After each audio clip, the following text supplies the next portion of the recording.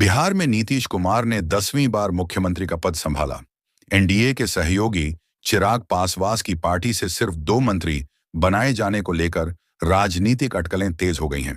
बिहार में गुरुवार 20 नवंबर 2025 को नीतीश कुमार समेत 27 नेताओं ने मंत्री पद की शपथ ली। नए मंत्रिमंडल पर गौर करें।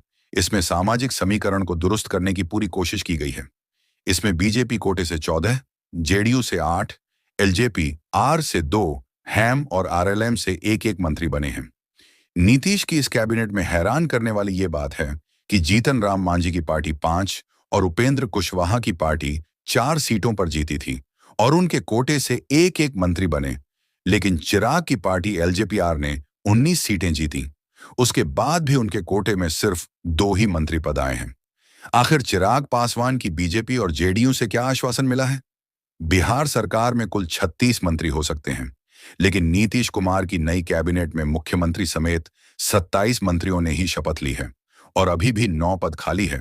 यानी अभी कुछ कहना जल्दबाजी होगी। हो सकता है कि आने वाले समय में जब नीतीश कैबिनेट का विस्तार हो तो उसमें चिराग के कोटे से किसी विधायक को मंत्री बनाया जाए। चिराग पासवान खुद को प्रधानमंत्री नरेंद्र मोदी का हनुमान बता चुके हैं और यह बात उन्होंने साबित भी कर दी है कि उनके बीजेपी आलाकमान के साथ सीधे संपर्क हैं और बिहार में सीट बंटवारे के दौरान क्षेत्रीय दलों में सबसे ज्यादा सीटें भी उनकी पार्टी को दी गई थीं। ऐसे में उन्हें बिहार और दिल्ली दोनों ही जगह अहमियत मिलेगी ही। ये भी हो सकता है कि चिराग पासवान से बीजेपी जेडीयू की ओर से वादा किया गया हो कि उनकी पार्टी से किसी को राज्यसभा भेजा जाएगा। हालांकि इस पर किसी निष्कर्ष पर पहुंचना अभी जल्दबाजी होगी, लेकिन जिस तरह राष्ट्रीय लोक मोर्चा के अध्यक्ष उपेंद्र कुशवाहा को बिहार चुनाव से पहले न सिर्फ मंत्री पद बल्कि राज्यसभा की सीट का ऑफर दिया गया है, उससे तो यही लगता है कि चिराग पासवान को भी एलजेपीआर के कोटे से किसी को संसद के उच्च सदन पहुंचाने का आश्वासन मिला हो। अगर ऐसा होता है तो ये रामविलास पासवान के निधन के बाद पहली बार चिराग की पार्टी से कोई राज्यसभा का सदस्य होगा।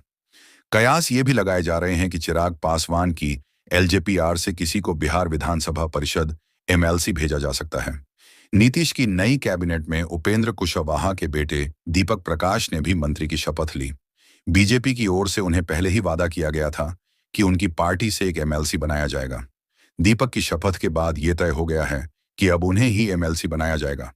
उसी तरह जीतन राम मांझी के बेटे संतोष सुमन ने भी मंत्री पद की शपथ ली है और वो फिलहाल बिहार विधान परिषद के सदस्य हैं। ऐसे में इसकी पूरी संभावना है कि चिराग पासवान को भी एमएलसी की सीट के लिए आश्वासन मिला हो